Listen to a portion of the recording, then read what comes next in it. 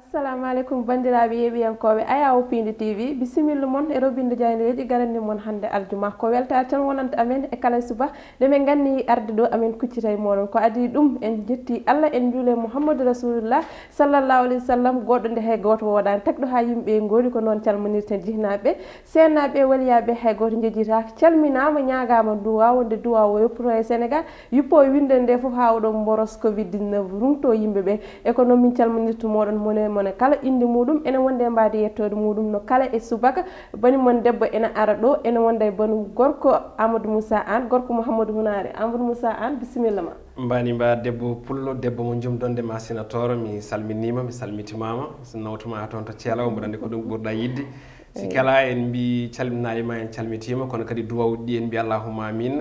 en beltanima dendagal bandiraɓe ganduɗa ko finoɓe subaka ene kuccita e meɗen hono no kala subaka gam humpitade sababude roɓino jaydeji kono kadi ɓe cuuɓi ko Ayawoɓe Pindi TV eɗen mbiyaɓe tan no kewɗen wiide e kala subaka so assalamu aleykum wa rahmatullahi taala wa barakatuh. Waleykum salam wa rahmatullahi ko noon mbirtemɓe aljuma moubarak aljuma moƴƴo malaɗo o aljuma o yo won limtinde ko wona ɗum ko hande ko ɓuuri temtude e jaydeji mo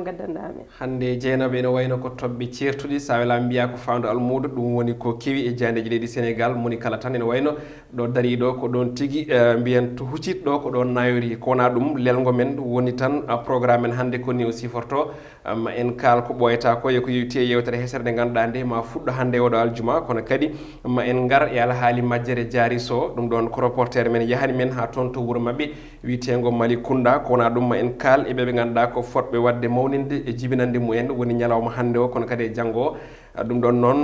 so tawi ko arde sujet ji men hande ɗi garaten ko e omo ganduɗa ko alhaali Diary Sow ko adi kala en calminat Fan Ndiaye sababu kanko yahani en ha toon to Malicounda nokku ene wiye nokku tawtere e nder Mbour ɗum ɗon noon ko gam etade ƴewde holno gonka jinnaɓe on ɗon sukaɓe e nonne kadi école makko to woni ɗum ɗon noon kanko Fan Ndiaye mono wonde men Fan Ndiaye jaam walema jom wali Amadou Moussa Anne mi salminima jom wali Dieynaba Ndongo jam wali dendagal yeeɓiyankoɓe Pindi TV wonɓe nder leydi e caggal leydi kala en on calminama on juurama ɗum noon no mbaɗi toon ɗum kala subaka tottude yimɓe information en garti kadi gam tawtude moon e plateau moon kono kadi tottude kadi information ganduɗa ko woni Diary Sow woni suka majƴuɗo guila 4 janvier en jeehi e ɓesgu ngu en jeehi kadi to école to jangguirtuno woni Kër Madior mamin gartu hen ko ɓoyata so weeli jomiraɗo justement ma en gartu hen ɗum ko caggal roɓino jani inchallahu lamɗo jaaɓi ko kanko yahani en toon kanko Fan Ndiaye no mbiɗen ɗeɗo balle foof Pindi TV koko dari gam wadde junggo muɗum beele guel ɗo cukalel dewel ina yiite mo ganduɗa ko yakare janggo leydi Sénégal ko wona ɗum en kaali joni haade men arde programme men mbiyen roɓino jaydeji ko yewtere hesere witede galleji men diine tawi ɗowata ɗum ko Baba Daha Thiam mo ganduɗa ko hande tigui aljuma hende fuɗɗoto ɗum ɗon noon haade men yewtude ne wayno ko ñaganade Allah moƴƴere balɗe juuɗe battane moƴƴe Mayram Ba toon to Oyana leydi France on ɗon ko hande mawninta jibinande muɗum eɗen mbiyamo joyeux anniversaire kono kadi Aissatou Moussa Anne ko miñi meɗen ko janggo foti mawninde oɗon anniversaire wadde ne wayno ko ni programme men lelori hande oɗo subaka Dieynaba Ndongo ko noon tigui Amadou Moussa Anne en mbiɓe manditani jaam yo Allah hokkuɓe ɓe mbaɗa ɗum suuyte ko juuti e ko heewi kadi hande ko udditirten ko jayde men ɗo Soleil ko noon tigui jayde guendire nde kañum ari ko yiiti e ballal ngal laamu leydi Sénégal wonno e wallude to banggue ɓesguji ɗi caggal nde keeɓa ande mbiyen oɗon boros Covid 19 ɓe koliti wonde de ɓen ɗon yimɓe sa limi e nder temdere kala capanɗe jeenayo tato piccal jeetato e wayno keeɓi ngal ɗon ballal ummorade e laamu leydi Sénégal ne wayno ko witto kam e losko waɗa e fanno o jayde noon fini dawi koye natal hooreji leydi ndi e Macky Sall jayde quotidien le quotidien nden ɗon jayde arti ko yowiti alhaali oɗo policier biteɗo Pape Bouba Diallo mo ganduɗa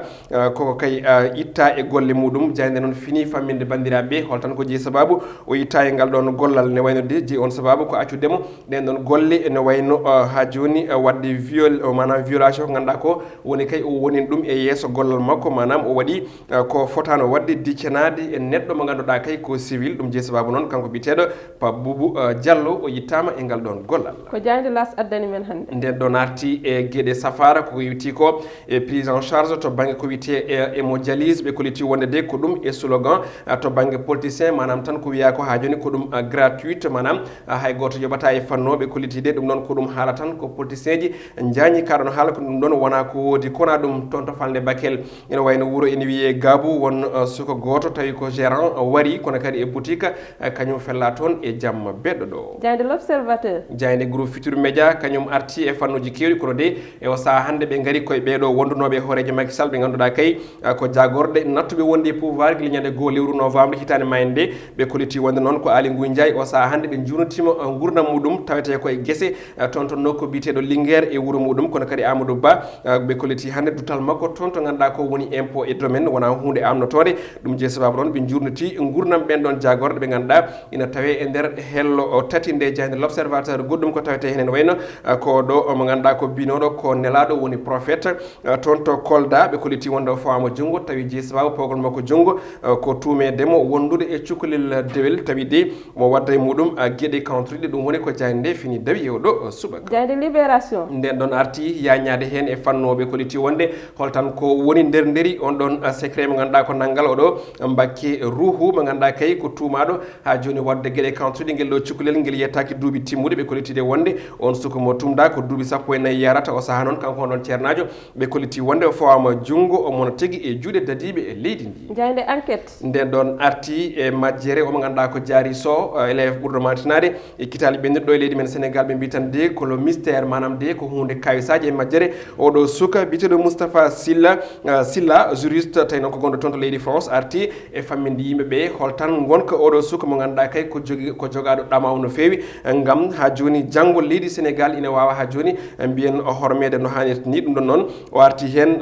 konngudi diaji e hello tati ene wayno ko ɗum ɗo woni ko tongunɗen e kelle gadan e oɗo subaka ene wayno noon ko alhaali Diary Sow gonɗen kono ene gasa tawi ko hen kadi e keddata noon tigui Amadou Moussa Anne no kala e subaka ko jayndeji momin gaddat moon hande ko ɗo min tonguiri jayndeji ɗi e jayde enquête kadi e alhaali Diary Sow ɓayde hande min jogori artani moɗon ko alhaali Diary Sow kono e kala e aljuma min keno moon addande ko toɓɓere moɗon woni sport ko ɗum min gaddani moon kono hande kam min kaale alhaali Diary Sow no yaari ni saabu eɗen jogui ɗo reporter men nan ɗo ete e plateau o ko kanko yahatno men toon hanki e Malicounda o addani men toon ko hesɗi e famille mabɓe o addani men toon ko miijol famille mabɓe e ko famille mabɓe ɓe guuri hande ko noon min jarata to Amadou Moussa Anne o artana men henede ko noon tigui ko noon Dieynaba no mbiɗani kala aljuma eɗen kewno artude e ko wiyete gueɗe coftal balli woni sport ɗum ɗon hande noon en diwat nden toɓɓere jeeyi sababu ko situation oblige noɓe mbiyata manam ko kabaruji ɗi eɗen gandi no mi haali nane oɗo dumbunno foof Pindi TV e Pindi radio ina daari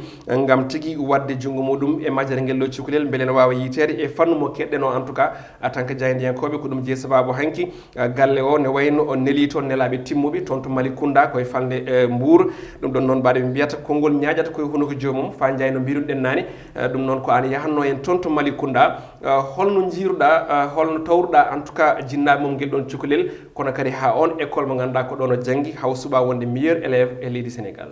tigi Moussa e Dieynaba Ndongo eɗen gandi équipe Pindi TV yaltinimo e dikkono kadi waɗi déplacement min jeehi ha to ganduɗa to woni to Malicounda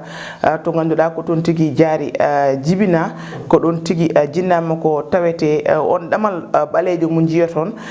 no udditi seeɗa scooter no woni e damal ngal ko ɗon tigui woni galle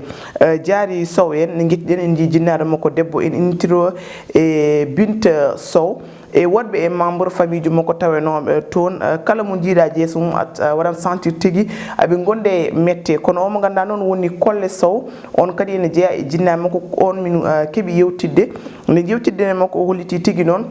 o bismi amen bismigol batgol fayda no ɓiɗɗo pullo bismirto ɓiɗɗo pullo hono mum kono noon ɓe kolliti tigui noon o saaha kaɓe haɗaɓe haalde ko ganduɗa ko woni e presse e réseaux sociaux ɗi kala nde tawno ko yamiroɗo ɓeɓe totta e on fannu noon Moussa ɓe kolliti wonde noon ene jeeya eko muusiɓe kamɓe famille o ko ganduɗa ko woni ujuji nanateɗi walla sous titre aji ganduɗa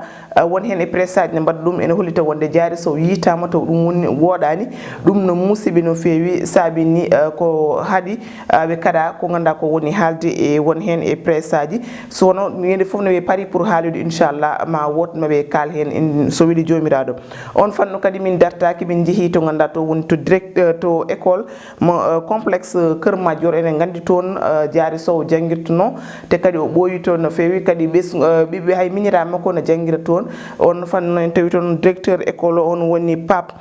Djibril Diop en keɓi yewtidde makko holliti tigi noon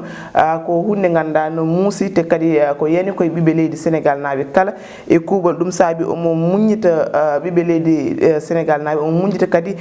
parrain makko Serigne Mbaye Thiam kono omo muñƴita kadi famille o ɓe keeɓi ni wadde délégation kamɓe école o yaade tewtoyde famille o te kadi eɓe kaldano e Diary Sow ko heewi hayko wattidi arde derniére vacance makko ni ɓe jiidiri hayno jinnaɗo makko gorko kadi rutti e joomi ko kadi ɓe nandiri ɗum noon ko hunde ganduɗa ko élève mo ganduɗa élève darinoɗo élève mo ganduɗa machallah Amoussa Anne ko muuse ganduɗa yani ɓiɓɓe leydi Sénégal naɓe kala amin duwonone Allah feññintamo e dow jaam surtout kona ɗum haɗam arde Dieynaba Ndongo ko namdal batidingal an a yeehi ha toon a yi gueɗɗe situation o wayni Malicounda ɗo tawateɗo hande holno jiruɗa est ce que élève ɓe ha teng ɗon ɗo école ɗo holno kulol ngol wayi est ce que aɓe gartiri hakkillaji ɗi beele aussi aɓe jogui jorto woni ɗamawo moƴƴo jiitagol on ɗon suko debbo Diary Sow son paami image uji ɗi ni yiyama wonde e nder élève école o en mbawa toon filmude ne tawno directeur o actuellement ko baɗɗum interdit nde tawno sukaɓe janggoɓe e école o ɗon kamɓe fuɗɗi wonde perturbé par ce que presse aji ɗi no gaari teni ene nande réseau sociaux ji kala to kaala so tawi parcours Dieynaba Diary Sow no haale en mbawa yaltinde hen Kër Madior ɗum no jeeya ko watta perturbé sukaɓeɓe kono noon toon to ganduɗa woni Malicounda sa yettima toon a faman tigui ɓesgu kala yiiɗi kono ɓinguel mabɓe yiitate ko ɗum woni sowe mabɓe ko ɗum kadi woni kaɓe jiiɗi ko Amoussa Anne Dieynaba mi sikki a nani ɗum noon ko jarnude Fane Ndiaye e ɗeɗo golle oɗo parcours mo ganduɗa ko yi ha toon gam addande yimɓeɓe no mbiɗen ni tan Pindi TV wonani ɗo henne ko dendagal ɓiɓɓe leydi ndi woni kadi ko dendagal leñol fulfulde donc noon soko wayni waɗi yaade ha toon yiya noɓe jiiri ɗeɗon natte ko ganduɗa ko hay sinno tawi ɓe kaɗama yettade won e nokkuji ɓen kadi jaɓani haalde o saaha sababude en kaali ɗum hanki won audio ji jahoji e photo ji ne mbiya wonɗo yitama ɗum noon ko bonnude ɗamaw ɓeɓe ganduɗa ɓe ko jinnaɓe guel ɗon cukalel woni tajje goddi ɗi holno jiruɗa yaadu Fane Ndiaye ha toon e ɗi konngol ɗi ganduɗa ɗi goni ɗi ƴettama toon ko noon tigui Fane Ndiaye weltanama kadi yettama jarnama e déplacement mo waɗi o yi ha toon e Malicounda wona hunde wemde o yiyoyi famille Diary Sow kadi ko mbiɗa ko rek Pindi radio e Pindi FM ko ɗum joɗaniri ɗo yeyete dendagal fulfulde nde foof kala ko waɗi guil subaka ha nangue muta inchallah ma yimɓe daro henede kadi Pindi FM kadi ma daro henede waɗa henede gueɗe mum payidinde kono ko waɗi ko hanki kadi ko yettude jannude e yimɓeɓe foof kadi e dendagal kadi kamɓe yaadunoɓe e makko ɓe haaɓe mbaɗi koɓe mbaɗi ko ko noddude yimɓeɓe tan nde mbasata wadde ko mbaɗata ko saabu hande o kamɓe foof no wiriniyede école o ɓerde mabɓe ɗe ene daari kamɓe famille o ɓerde mabɓe ɗe ene daari yimɓe foof gandanɗa hoorema dendagal Sénégal foof ɓerde mumen ene daari ko artide hakkillaji mumen tan kadi ko wiide kadi on ɓe mbaɗata koɓe mbaɗata ko aɓe jaaha mbaɗa publier ko wayni audio ji ɗi godani walla aɓe mbaɗa publier vocal uji ɗi godani ɗum wona hunde fayidinde yooɓe gartir hen hakkillaji mabɓe no fewi ko ɗon min ndewata min jarno moɗon min jetta moɗon min mbimon kadi amen beltono moɗon e kala subaka momin ganne yi arde ɗo yete e wiide ko bon weekend momin jeeya mon no fewi kono aadi meɗen ko altine so Allah lamɗo jaaɓi